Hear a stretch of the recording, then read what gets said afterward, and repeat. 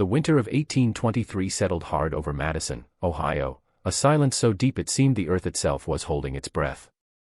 In a small cabin at the edge of the woods, a woman named Margaret Hale lay in a fevered delirium, her body torn by wounds no one could explain. When 3 doctors were summoned, each emerged pale and trembling, refusing to return. They would never speak of what they saw inside that room. The townspeople whispered that Margaret's suffering was not of this world, that something in those woods had marked her. And before the thaw came, her name would vanish from every record, leaving only the echo of a story too dreadful for the living to remember. In the early months of 1823, the township of Madison, Ohio, was little more than a scattering of wooden cabins pressed against the untamed wilderness. The land stretched endlessly, thick with pine and oak, where the wind carried the smell of damp earth and wood smoke. It was a time when the world still felt young and raw, when the boundary between civilization and the unknown was only as wide as the clearing a man could carve with his axe. Life here was measured not by luxury but by endurance. Families rose before dawn to tend to livestock, mend fences, and pray for the mercy of a mild winter. Nights were long and cold, filled with the low hum of crickets and the creak of timbers under frost.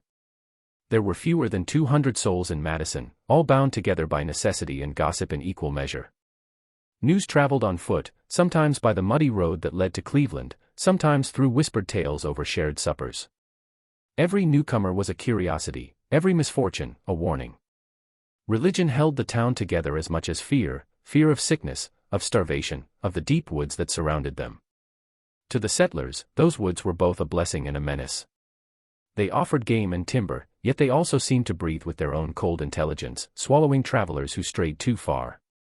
The year had begun with strange weather. December's frost had come early, snapping at the last of the crops, and by January, heavy snowdrifts blocked the trails. Wolves had been heard nearer than ever before, and hunters spoke of odd lights seen flickering near the riverbanks after dark. Still, the people carried on with the stubborn rhythm of survival. They patched roofs, traded salt pork for candles, and waited for spring to thaw the earth again. In that still and isolated world, every face was familiar, every story well known, until a lone woman arrived from Pennsylvania, weary and veiled in mourning. But before her name would be spoken in every cabin, before her story would seep into the marrow of local legend, Madison was simply a quiet settlement at the edge of the American wilderness. The kind of place where time moved slowly, where danger came not in the form of war or politics, but in the subtle creeping of the unknown. The people of Madison believed themselves safe in their faith and labor, unprepared for the horror that would soon settle among them like the snow, quiet, cold, and absolute. She arrived on a gray morning in late February, when the sky hung low and the ground was still hard with frost.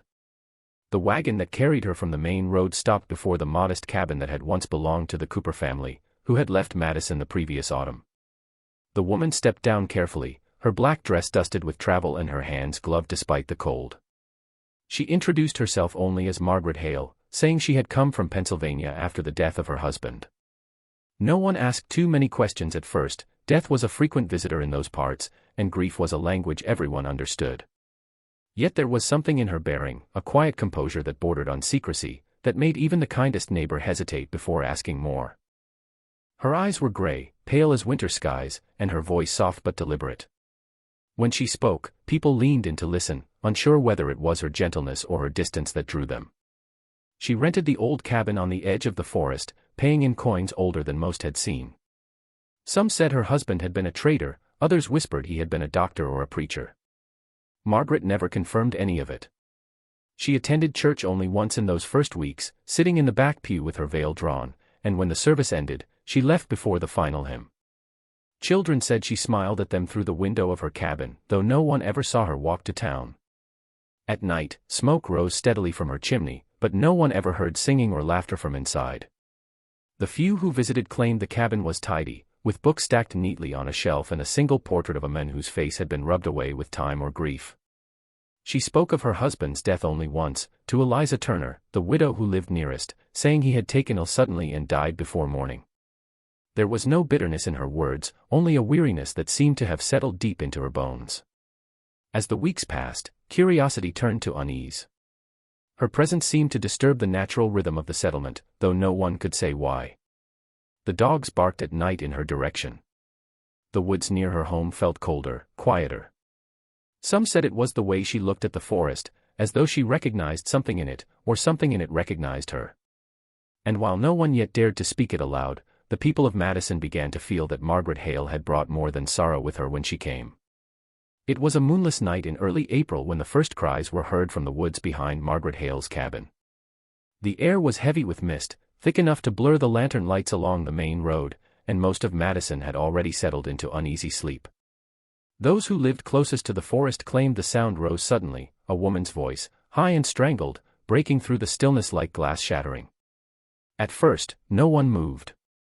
Coyotes were common in those parts, and strange noises often carried through the trees. But when the second scream came, sharp and desperate, it silenced even the crickets. Eliza Turner, who lived scarcely half a mile away, swore she heard words between the cries, something like, "Help me," though she could never be sure.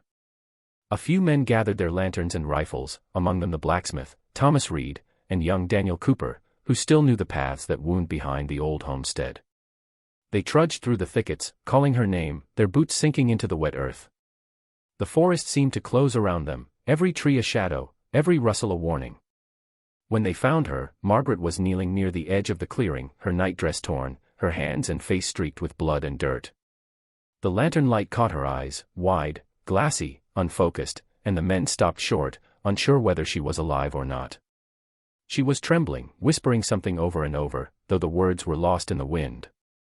Reed said it was as though she did not see them at all, her gaze fixed beyond them, toward the dark tangle of trees behind her cabin. Her skin was cold, her breath ragged, and when Daniel tried to lift her, she recoiled violently, screaming again. They brought her back by force, half carrying, half dragging her to the cabin's doorstep. In the dim light, they saw the cuts across her arms and neck, not deep, but strange, as if made by something uneven, something not quite human. One of the men went inside for water, but came out moments later, pale as snow, saying the room felt wrong, the air thick, the fire smoldering though no one had tended it. By dawn, word had spread across Madison. The whispers began before the morning bell rang for church. Some said she had been attacked by a drifter, others that she had wandered into the woods sleepwalking. But those who had seen her that night, those who had heard her speak of voices and hands that reached from the trees, could not shake the feeling that the forest had taken notice of her, and that whatever had come upon her in the dark was not finished yet. By the next morning, Margaret's cabin had become the uneasy center of Madison's attention. Word of her condition reached the elders, and it was decided that she must be seen by doctors, though few wished to go.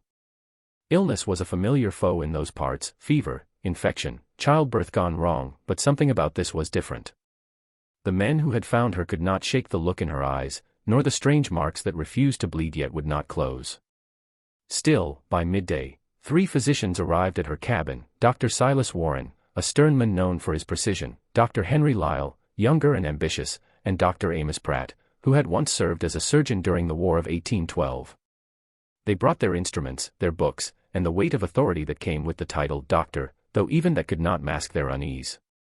The 3 men entered the cabin while several neighbors waited outside, huddled against the wind.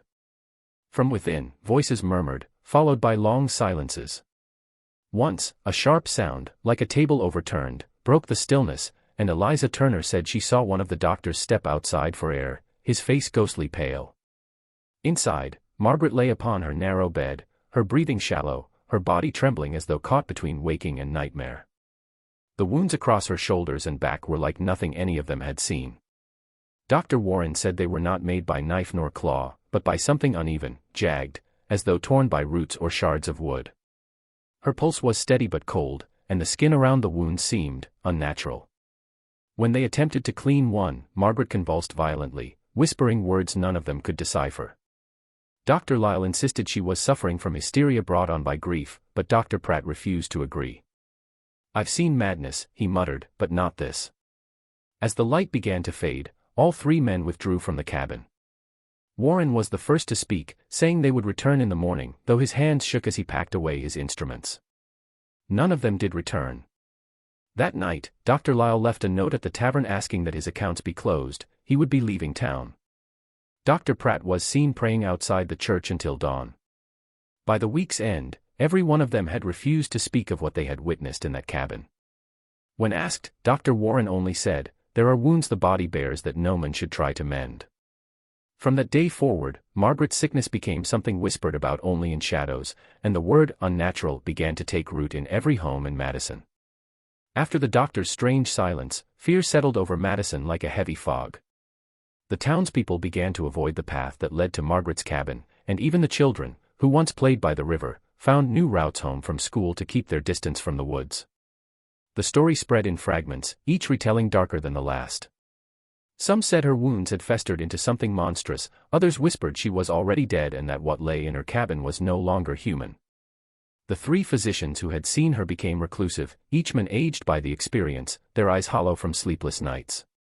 When pressed, they offered only vague warnings about unnatural afflictions and the danger of interfering with what one could not understand.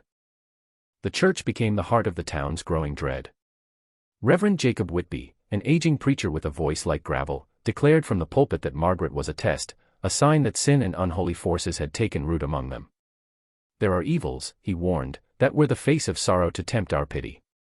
He called for days of prayer and fasting, urging the people to turn from worldly curiosities and purify their souls.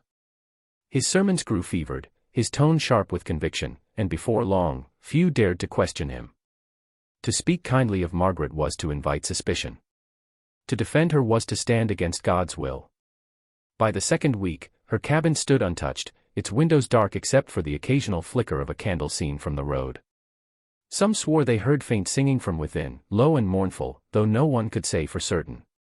When a traveling merchant passed through and offered to deliver supplies to her door, he returned pale and shaken, saying he'd found the offerings she left outside, dried herbs tied with twine, small carved figures left at the edge of the woods. Charms, the Reverend called them. Signs of her pact. The townsfolk took to crossing themselves when they passed her lane. By night, the village seemed to hold its breath. Dogs barked without reason, livestock refused to go near the forest, and a strange chill lingered even when the fires burned hot. The women whispered that Margaret's shadow could be seen moving against the curtains though no lantern was lit. Men who once pitied her now spoke of burning her cabin, though none dared strike the first match. The fear had become too large, too shapeless, for any man's courage to stand against. Margaret Hale was no longer merely a woman in mourning, she had become a symbol of everything that terrified them, the unknown clothed in the familiar, waiting silently in the dark beyond their doors. It was Eliza Turner who first dared to return to Margaret's cabin, drawn by equal measures of pity and dread. The 2 women had shared brief conversations before the incident, small talk about bread rising too slowly or the stubborn chill that lingered in the mornings. Eliza had lost her husband years earlier and knew the language of grief when she saw it, though what she found in Margaret's eyes had always unsettled her. After the doctors withdrew and the townsfolk began to shun her, Eliza could not quiet her conscience. One overcast afternoon, with the forest whispering like a restless sea, she took it upon herself to visit. The door was unlatched, the inside dim and cold. Margaret lay sleeping, or perhaps unconscious, on her bed, her breathing shallow, her skin marked with that same gray pallor the physicians had spoken of in hushed tones. On the small table beside her, Eliza noticed a leather-bound journal, its cover worn smooth, the initials MH barely legible. Eliza hesitated only a moment before taking it. Later that night, by the light of her single candle, she began to read. The first entries were plain enough, describing her journey from Pennsylvania and the long days of solitude that followed her husband's death. She wrote of missing his voice, of how the nights in Madison seemed heavier than those in her old home, as if the darkness itself pressed closer to her walls. But as the pages turned, the writing grew erratic, words slanted, ink blotted, the tone shifting from sorrow to fear. Margaret wrote of strange lights that shimmered near the river at dusk, pale blue and soundless. She described hearing knocks on her door at impossible hours, though no one stood outside. The entries became feverish, filled with pleas to her late husband and questions that went unanswered. The most disturbing passages came near the end, written only days before the night she was found. She wrote that her husband's death had not been sudden illness as she had claimed but something far more inexplicable. He had grown distant before he died, walking into the forest each night, returning with mud-caked boots and a blank expression. On the night of his passing, she awoke to find him standing over her, whispering a phrase she could not understand before collapsing, his skin cold and eyes open. The final entry broke off mid-sentence, the last words scrawled in a trembling hand, *, they are calling again from the trees. He says I must follow. *, Eliza closed the journal with shaking fingers, the candlelight quivering across the page. She did not sleep that night, nor did she speak of what she had read for several days. But something had changed in her. She began to look at the forest differently, as if expecting to see a light flicker among the branches whenever dusk began to fall. By late April, the town's unease had hardened into dread. The rumors, the strange lights by the river, and Margaret's condition had become too much for the people of Madison to bear. When Eliza Turner's trembling account of the journal reached Reverend Whitby, he declared that the devil's hand was upon the settlement. It was he who first suggested the exhumation of Margaret's husband, claiming that sin leaves traces even in the grave. The townsfolk gathered at the churchyard the next morning, their breath rising in pale clouds, the air damp with the smell of thawing earth. No one wanted to be there, but no one dared to stay behind either. It was said that to refuse would be to invite suspicion, to risk being counted among the damned. Dr. Warren was summoned despite his reluctance, and 2 men, Thomas Reed and Daniel Cooper, were ordered to unseal the grave. The coffin had been buried only 4 months, but the soil was already hard and wet, clinging to their shovels like clay. With every strike, the murmurs grew louder, the prayers more frantic. When the final layer was cleared and the wood exposed, the men hesitated.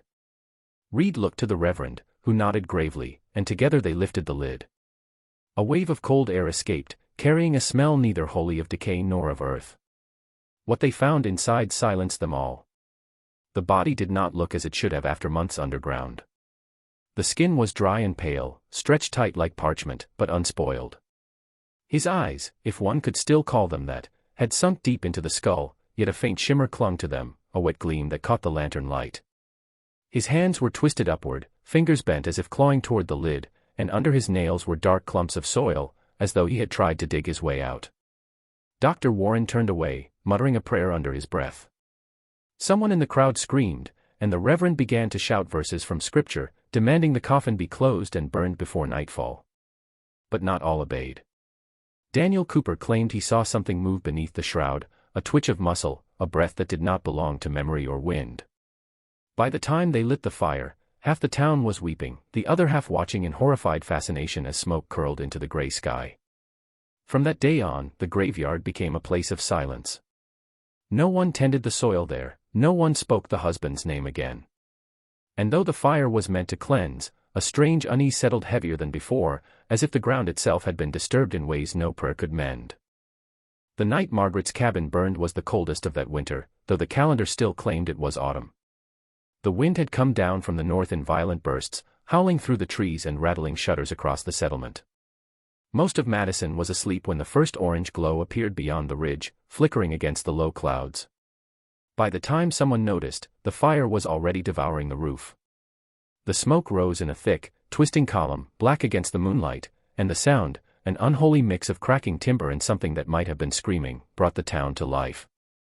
Within minutes, men were running with buckets, coats thrown hastily over nightclothes, the bells from the church tolling in uneven rhythm. When they reached the clearing, the heat was unbearable. The cabin was engulfed, every board consumed in flame that seemed to burn too hot, too blue at the edges. Eliza Turner arrived last, breathless, clutching her shawl against the wind. She called out for Margaret, though her voice was lost to the roar. Some claimed they heard an answer, a thin cry from inside, but no one dared approach. Reed tried once, shielding his face, only to stumble back, shouting that the air near the doorway was thick as iron, impossible to breathe. Dr. Pratt, the old surgeon who had once refused to treat her, stood at the tree-lean whispering a prayer he could not finish. As the cabin began to collapse inward, there was a strange silence, no more screams, no more movement, only the hiss of the fire consuming what was left. Then someone noticed the footprints. They began just beyond the garden's edge, pressed deep into the frost, leading away from the blaze and into the forest. Bare feet, small, unmistakably human. Reed followed them a few paces before stopping short. The prints did not wander but moved in a straight line toward the thickest part of the woods, where the firelight could not reach. They did not turn back. By dawn, the fire had burned itself out, leaving only a ring of ash and a few charred fragments that had once been furniture. No body was found. The townsfolk spoke little, their voices hushed, their eyes fixed on the smoldering remains as if expecting something to emerge. Reverend Whitby declared it divine punishment, a cleansing at last, though even he would not walk near the ruins. Eliza wept silently, her tears freezing against her cheeks, and swore she heard a voice in the distance calling her name, faint but clear, from the direction of the woods. Long after the smoke had drifted away, the air around the cabin stayed cold, and the snow that fell there never seemed to melt. Nearly 15 years passed before the truth, or something like it, surfaced. By then, Madison had changed. The forest had receded with the growth of farms, and many of those who had lived through the winter of Margaret's fire had long since left or died. Only a handful remained who remembered the night clearly, and they spoke of it rarely. Dr. Amos Pratt was one of them, a man once proud of his medical skill but long since hollowed by guilt and sleeplessness. He had aged into a frail figure, his hands trembling even when still. When he fell ill in the summer of 1838, bedridden and near death, Reverend Thomas Wilkes, successor to Whitby, was called to give him his last rites. What began as a quiet visit turned into a confession that would shatter the uneasy peace the town had built upon silence. Dr. Pratt told the Reverend that he could no longer carry the burden of what they had seen in Margaret Hale's cabin. His voice faltered as he recalled the day of her examination, how the other doctors had left pale and wordless, and how he had lingered a moment longer. He said Margaret had pleaded for them not to touch her wounds, insisting they were not hers but borrowed. When he uncovered her back to clean the deepest laceration, he froze. The cuts were not simple gashes but patterns, spiraling lines that seemed to pulse beneath her skin. As he leaned closer, he swore he saw movement within them, a faint shifting, as if something beneath the flesh was alive. When he touched one of the marks with a cloth, Margaret convulsed violently, her eyes rolling back, and in that instant, he said he heard a whisper, not from her lips but from the wound itself. The sound was low, almost human, repeating a word he could not understand. He fled the cabin then, shaking, and found the others waiting outside. None of them spoke of what they had witnessed, but each man knew the others had seen enough. Pratt said it was Warren who first swore them to secrecy, arguing that no good could come from truth so vile. The town would burn her alive, he had said, and still it would not be enough. For years, Pratt dreamed of the moment he had turned his back on that bed, the whisper still echoing in his mind. On his deathbed, his final words to Reverend Wilkes were not of God but of the woods. They never took her, he rasped, his eyes wide and wet with fear. She went willingly. And we helped her start the fire. Before the Reverend could question him further, the old doctor fell silent, his hand clenched tight around the cross at his chest, his face frozen as though listening for something only he could still hear. In the years that followed Dr. Pratt's death, Margaret Hale's name vanished entirely from the records of Madison. Church ledgers that once listed her among the congregation were rewritten, and the township's archives made no mention of her arrival, her marriage, or her death. It was as if the town itself conspired to forget her. New settlers came and went, never knowing the story that lingered just beneath the soil they tilled. The old cabin site was reclaimed by the forest, the clearing swallowed by vines and saplings that grew unnaturally fast, as though eager to erase every trace of what had happened there. Only the oldest residents remembered the truth, and even they spoke of it only in whispers, or not at all. Eliza Turner was one of the last who still kept a light in her window each winter's night, watching the ridge where the cabin had once stood. She claimed that on the anniversary of the fire, when the wind turned coldest, a faint glow could be seen through the trees, not the red of flame, but the soft, pulsing light of something that breathed. Those who scoffed at her tale stopped laughing when travelers passing through began to speak of the same thing. They said that near the edge of the forest, where the ground dipped toward the river, a strange warmth rose from beneath the snow, and the air carried a scent not of smoke but of iron and rain. By the 1840s, the story of Margaret Hale had become less history than superstition. Mothers warned their children not to wander the woods after dark, and hunters swore they sometimes heard footsteps beside their own, matching pace but leaving no prints. The oldest among them said that if you listened closely by the river at night, you could hear a woman's voice calling faintly, never in distress but with a calm, beckoning tone. Some said it was grief that kept her spirit bound there, others claimed it was something far older than sorrow, a pact made and never broken. Long after Madison grew into a proper town, long after the last of the pioneers were gone, the legend endured. The new generation called it a ghost story, something to frighten children during winter storms, yet even they avoided the woods on the coldest nights.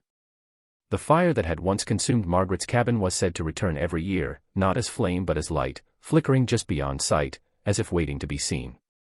Those who glimpsed it said it shimmered like breath against glass, alive and searching, and that the wind carried a whisper through the trees, soft and pleading, asking only to be remembered.